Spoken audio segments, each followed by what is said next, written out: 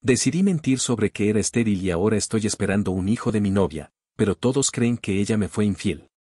Siempre he sido una persona orgullosa. No por soberbia, sino por miedo. Miedo a no ser suficiente, a no valer lo que otros esperan de mí. Cuando conocí a Valeria, ella era todo lo que yo no era, segura, directa, luminosa. Trabajaba en una clínica veterinaria, amaba los animales y hablaba de tener hijos como quien habla del sentido de la vida. Yo la miraba y pensaba que no merecía a alguien así.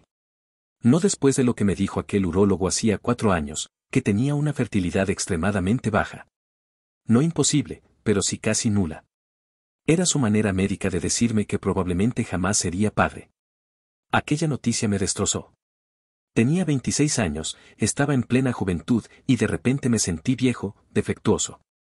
Durante años lo guardé en silencio, hasta que, por una mezcla de vergüenza y alcohol, se lo conté a mis amigos una noche. Desde entonces, el rumor se instaló: Andrés no puede tener hijos. Cuando conocí a Valeria, ya todos lo sabían. Así que cuando ella, después de unos meses, me habló de su sueño de ser madre, el miedo me hizo hacer lo peor que podía hacer, convertir mi vergüenza en mentira. Le dije que era estéril por completo. Que un accidente en la adolescencia me había dejado sin esperanzas. Recuerdo su cara, primero tristeza, luego ternura. Me abrazó y me dijo que me amaba, que adoptaríamos, que eso no nos haría menos familia. Esa noche lloré, no de alivio, sino de culpa. Pero en mi mente, me convencí de que era por amor. Pasaron los años. Nuestra relación creció. Vivíamos juntos, teníamos un apartamento pequeño y una rutina tranquila.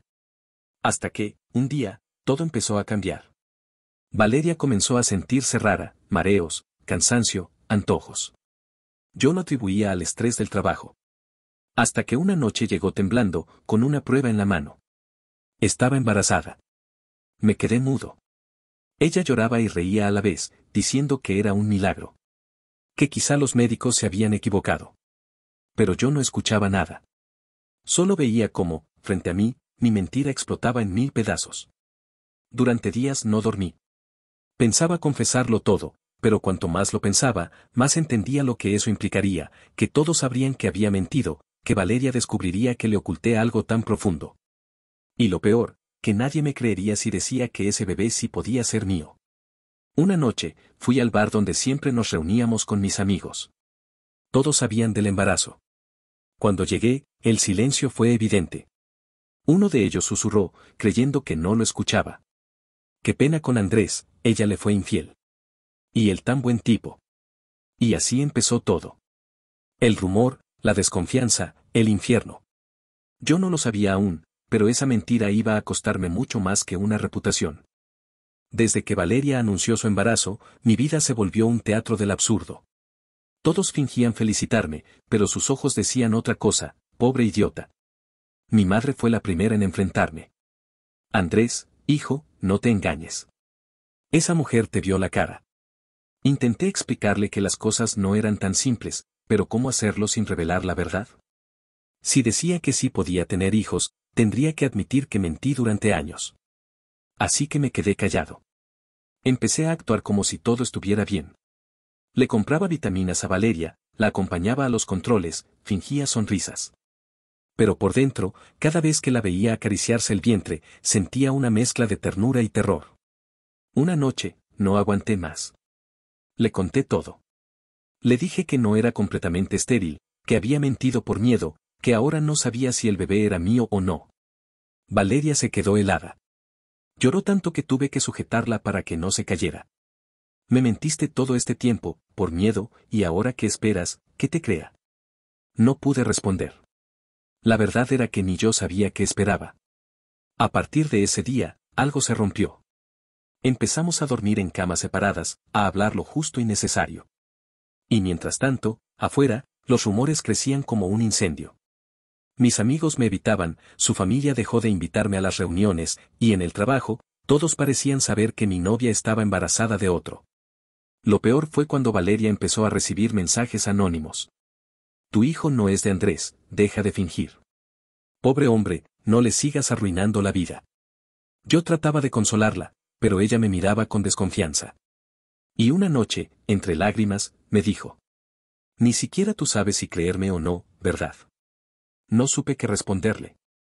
Y en ese silencio, ella entendió todo. Pero justo cuando pensé que nada podía empeorar, apareció alguien del pasado de Valeria.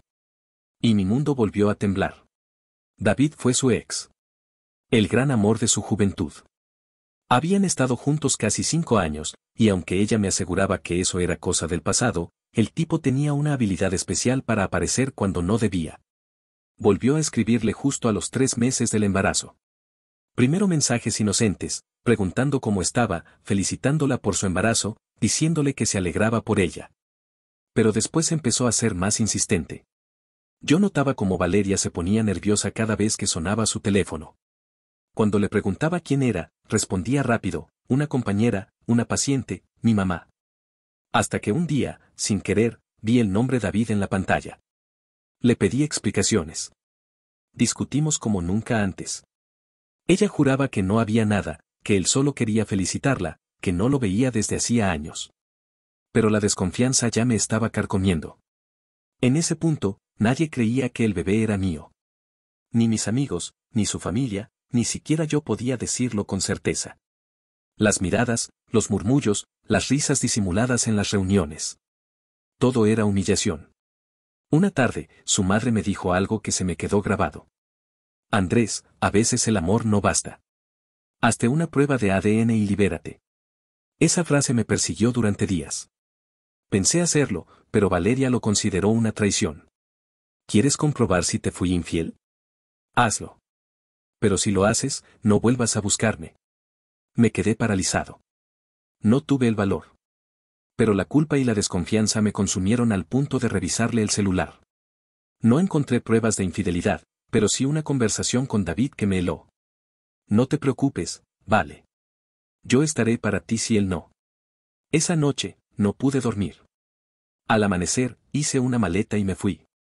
No le avisé a nadie. Me refugié en casa de un amigo, sin responder llamadas, sin mirar mensajes. Cuando por fin volví una semana después, Valeria ya no estaba. Había dejado una nota sobre la mesa, escrita con una caligrafía temblorosa. No puedo criar a mi hijo con alguien que me ve como una sospechosa. Haré lo mejor para él. Y se fue. Así, sin más. 2 meses después, recibí una foto por WhatsApp, Valeria en una cama de hospital, con un bebé en brazos. El mensaje decía, tiene tus ojos. La ironía me atravesó como una bala. Por primera vez en mucho tiempo, lloré. Cuando vi por primera vez al bebé, supe que era mío. No necesitaba pruebas. Tenía mis ojos, mi lunar en la mejilla, incluso esa pequeña arruga en la frente que se marca cuando sonrío. Pero aún así, pedí el ADN. No porque dudara, sino porque necesitaba limpiar su nombre y el mío. El resultado fue contundente, 99.9% de compatibilidad. Era mi hijo. Mi hijo, y sin embargo, ya lo había perdido todo. Intenté acercarme a Valeria de nuevo. Le llevé flores, hablé con su madre, supliqué.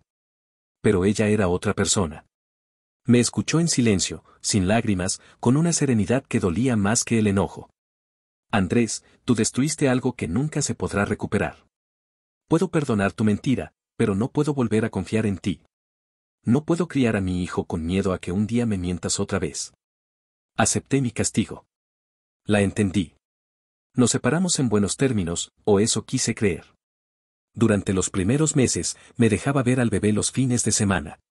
Me esforzaba por ser un buen padre, por demostrarle que estaba ahí, aunque ya no viviera con ellos. Pero el tiempo es cruel con quienes pierden la confianza de los demás. Un año después, Valeria empezó a salir con alguien. Se llamaba Rodrigo, un ingeniero que conoció en el trabajo.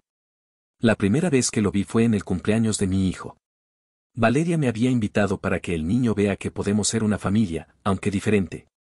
Rodrigo era todo lo que yo había intentado parecer, seguro, estable, amable. Llegó con un regalo costoso, cargó al niño con naturalidad y lo hizo reír en segundos. Yo observaba desde la esquina, sintiéndome un intruso en una historia que, en teoría, me pertenecía. Con el tiempo, Rodrigo empezó a aparecer en las fotos familiares. Primero en redes sociales, luego en los portarretratos de la casa. Mi hijo, ya con 2 años y medio, empezó a llamarlo papá Rodri. La primera vez que lo escuché, fue como recibir un golpe en el pecho. No podía culparlo, era el hombre que veía todos los días, quien lo llevaba al parque, quien lo hacía dormir. Yo era solo una visita más, un rostro que aparecía los domingos y desaparecía antes de la cena. Intenté mantener la calma. Seguí yendo, llevándole juguetes, contándole cuentos. Pero poco a poco noté cómo mi lugar se desvanecía. El niño ya no corría hacia mí al verme. A veces ni siquiera levantaba la mirada del televisor. Una tarde, mientras jugábamos, me soltó sin malicia. Mi papi Rodri dice que me va a enseñar a andar en bici. No supe qué responder. Sonreí, fingiendo alegría, pero por dentro me desmoroné. Con los meses, las visitas se hicieron menos frecuentes. Valeria decía que el niño tenía actividades, que estaba enfermo, que saldrían de viaje. Hasta que un día, me llamó para hablar. Nos sentamos en un café. Estaba nerviosa.